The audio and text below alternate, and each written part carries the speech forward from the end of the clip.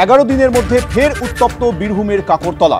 11ই ফেব্রুয়ারি গোষ্ঠীদ্বন্দ্বে বোমাবাজিতে পা উড়েছিল একজনের, আর এবার তো একেবারে পিটিয়েই মেরে ফেলা হলো এক তৃণমূল কর্মীকে।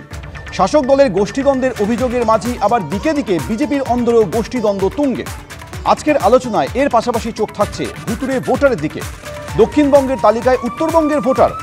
আলোচনায় থাকছে হাওড়ায় হুগলির চণ্ডীতলা থানার প্রাক্তন আইসির গুলিবিদ্ধ হওয়ার ঘটনার দিকে।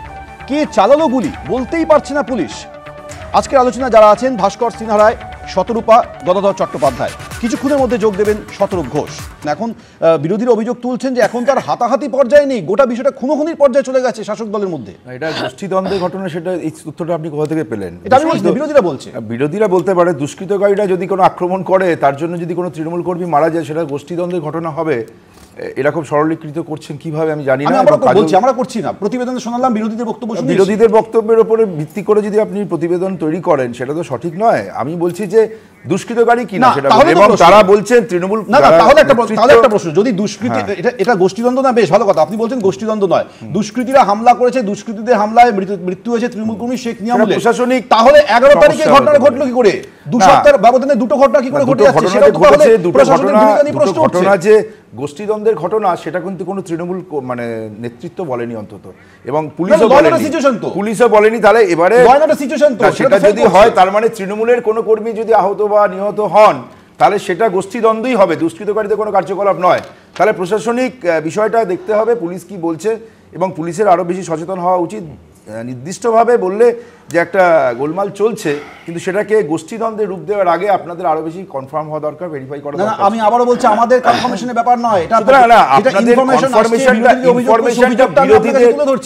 ইনফরমেশনটা যদি বিরোধীদের বক্তব্যের উপর ভিত্তি করে হয়, না সেটা তো খবর হিসেবে দেখাচ্ছি আমরা। সেখানে প্রথমেই ভাস্করদাকে অভিনন্দন জানাবো, ধন্যবাদ জানাবো যে এই যে তৃণমূলের একটা লোক মারা গেল, তার কারণ ব্যাখ্যা করতে গিয়ে অন্ততপক্ষে টিভি ব্লাস্ট থেকে মারা গেছে বলে এরকম কোনো দাবি করেনি। কারণ আমরা সাধারণভাবে জানি যে বীরভূমে যখন অনুব্রতর বাহিনী কোনো উইকেট নেয়, তখন নিজের দলেরই যখন সেম সাইড উইকেট নেয়, তখন টিভি ব্লাস্টের তত্ত্বটা প্রথমেই চলে আসে, যেরকম বকটুয়ে হয়েছিল।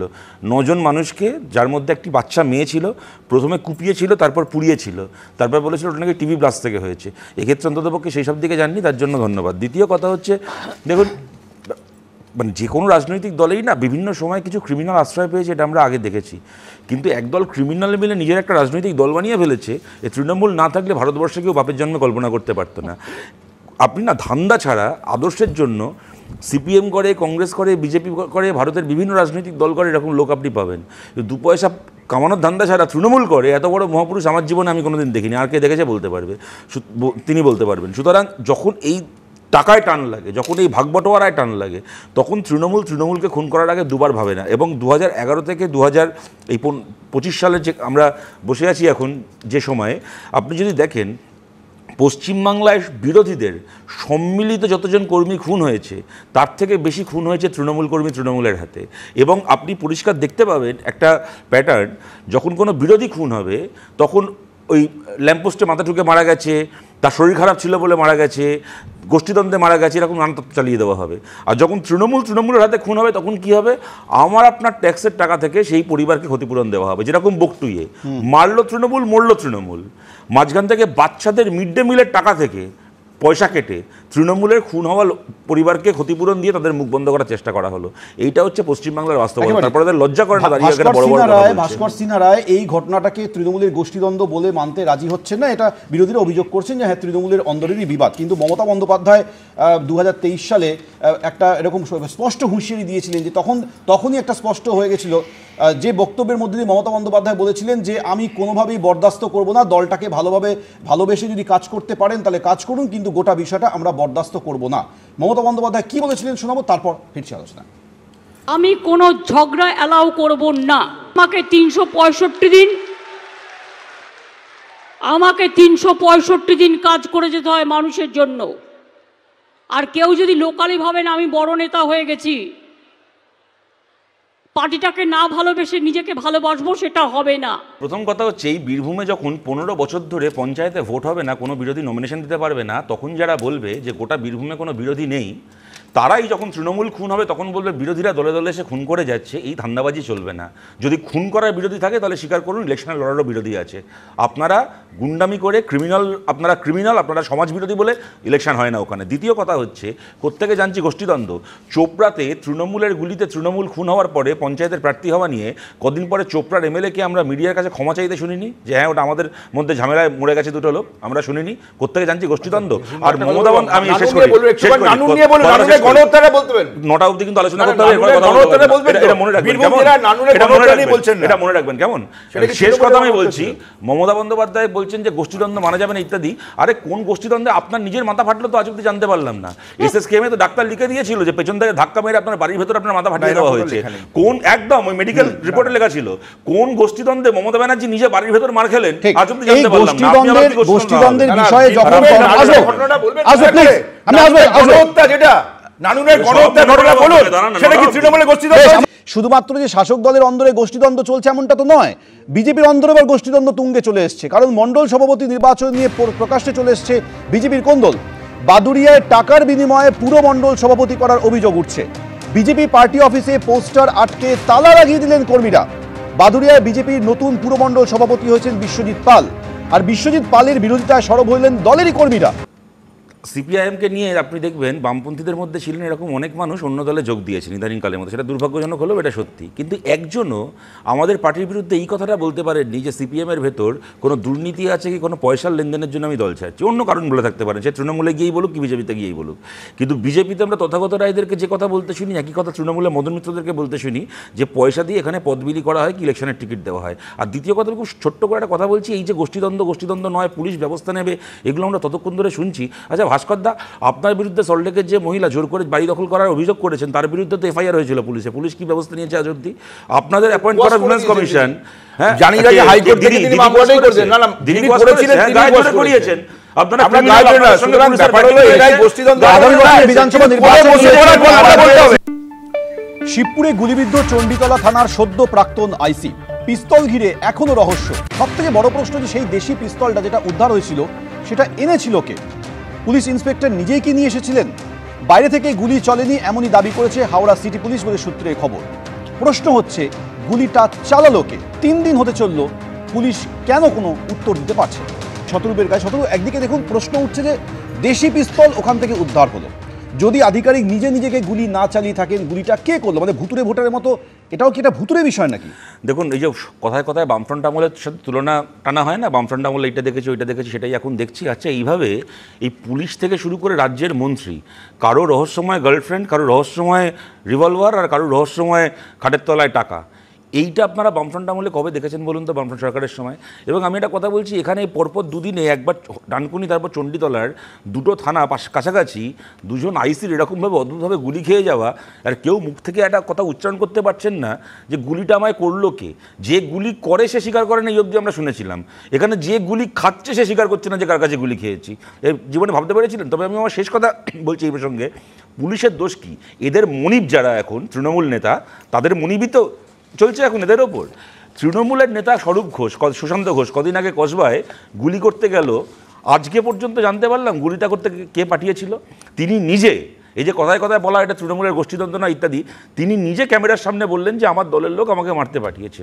দলের কোন লোকটা, কোন নেতা, কোন মন্ত্রী, কোন এমএলএ, কে মারতে পাঠিয়েছিল আজ অবধি জানা গেল। বরং শোনা যাচ্ছে নাকি অন্যতম অভিযুক্ত যে একজন, যে মিডলম্যান, লিঙ্কম্যান, যে পাঠিয়েছিল আর যাদের পাঠানো হয়েছিল, মাঝখানের যে লোকটা, তারই নাকি রহস্যজনকভাবে কদিন আগে মৃত্যু ঘটে গেছে। সুতরাং এই যে অবস্থার মধ্যে আমরা বাস করছি, একটা জিনিসই বারবার প্রমাণিত হচ্ছে, ক্রাইমকে ঠেকানোর দায়িত্ব যাদের পশ্চিমবাংলায়, তারা নিজেরা কত বড় ক্রিমিনাল।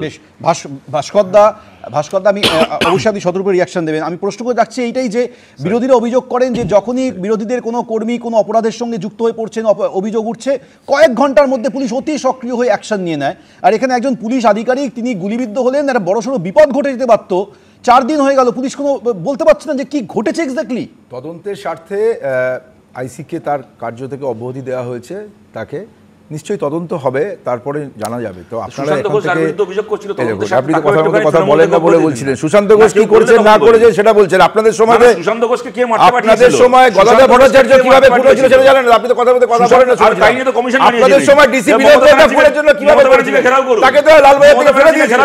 আপনাদের সময় পুলিশ কোথায় নানুনে কিভাবে ঘুরেছিল বলেছেন নাকি ঘেরাও করলেন করে সেজন্য আপনারা আর্যভট্টের ছবি নিয়ে হাজির হয়ে যায় আপনাদের সম্মেলনে। আপনাদের শাসন ব্যবস্থা ছবির কথা বলছেন, কালকে কুমার ঘোষের কাছ থেকে শিখে এসেছি। শূন্যর আবিষ্কার থেকে আপনাকে বলছি, আমি ভাস্কর দা আপনি বন্ধু মানুষ, আপনাকে ভালোবাসি বলে একটা কথা বলছি। কুণাল ঘোষকে এভাবে নকল করতে যাবেন না, কখনো ওনাকে নকল করে দেবেন, জেলে চলে যেতে হচ্ছে।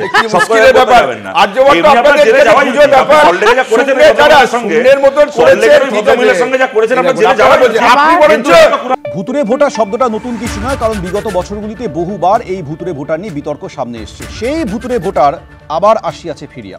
দক্ষিণবঙ্গের তালিকায় উত্তরবঙ্গের ভোটার, বারুইপুরের তালিকায় শিলিগুড়ি মালদার ভোটার, বারুইপুরের চম্পাহাটি পঞ্চায়েতের তালিকায় মুর্শিদাবাদের ভোটার। কোথায় বারুইপুর আর কোথায় মুর্শিদাবাদ? বলবেই তো। আজকে তুমি আবারও সেই বলছি আন্ডারস্ট্যান্ডিং এর কথা। তোমার মনে থাকবে বেশ কিছুদিন আগে কোন এলাকায় আমার মনে নেই, তৃণমূলের জনপ্রতিনিধি ফিমেল, উনি চিৎকার করে করে বলছেন যাদের যাদের আধার নেই, যাদের যাদের ভোটার আইডি নেই, অমুক দাস সঙ্গে কথা বলো, সে নাম তুলে দেবে। তো এটা যদি একজন জনপ্রতিনিধি বলে থাকে, অন্য জনপ্রতিনিধির খারাপ লাগছে যে সে তুলতে পারলো না, সেজন্যই এখন উনি পয়েন্ট আউট করছেন। এটা তো সিস্টেম্যাটিক্যালি মমতা বন্দ্যোপাধ্যায় তো কিছুদিন আগে পয়েন্ট আউট করলেন বিজেপির দিকে, সরাসরি বললেন। উনি তো বলবেন মহারাষ্ট্রে এত ভোট কি করে এলো? সমস্ত ওনার নলেজে আছে, ওনার অনুপ্রেরণায় এই সমস্ত কিছু হচ্ছে। ওনার অনুপ্রেরণায়, মমতা ব্যানার্জির অনুপ্রেরণায় সমস্ত তৃণমূলের জনপ্রতিনিধিরা অ্যাক্টিভলি ভুলভাল লোকজনকে, এই যে মহারাষ্ট্র, হরিয়ানা এবং দিল্লিতে যে বিপুল পরিমাণ শত্রুপা যে কথাটা বলছেন, আমি ওনার সাথে অনেকাংশে একমত হয়ে ওনাকে বলছি যে প্রথম কথা হচ্ছে ফাইনালি ইলেকট্রাল রোল তৈরি করে সেন্ট্রাল ইলেকশন কমিশন, এক। দ্বিতীয় কথা হচ্ছে যে কথাটা উনি বলছেন সেই ভিডিও আমরা সবাই দেখেছি, যে আধার কার্ডে বলছেন যে ইচ্ছে মতো আধার কার্ড বানিয়ে দেবো যারা অন্য দেশ থেকে আসবে। খালি না আধার কার্ড বানিয়ে দেওয়া কেন, মালদায় তো একজনকে পঞ্চায়েত প্রধানই বানিয়ে দিয়েছে বাংলাদেশ থেকে আসা একজনকে। কিন্তু আমি এটাও বলছি যে এই আধার কার্ডটাকে সব ক্ষেত্রে বাধ্যতামূলক করার সময় বিজেপি গভর্নমেন্টই তো বলেছিল যে বাকি আপনার সব ডকুমেন্ট জাল হতে পারে কিন্তু আধার জাল করা যাবে না। তারপরে যে আজকে এই ঘটনাগুলো ঘটছে, এখানে কিন্তু কেন্দ্রের সরকারকেও জবাবদিহি করতে হবে। বাট হ্যাভিং সেড দ্যাট, এইটা ঘটনা পশ্চিমবাংলায়, দেখুন দিল্লি নিয়ে তদন্ত চাই, মহারাষ্ট্র নিয়ে তদন্ত চাই, আর বারুইপুর নিয়ে তদন্ত চাই না, এটা তো হতে পারে না।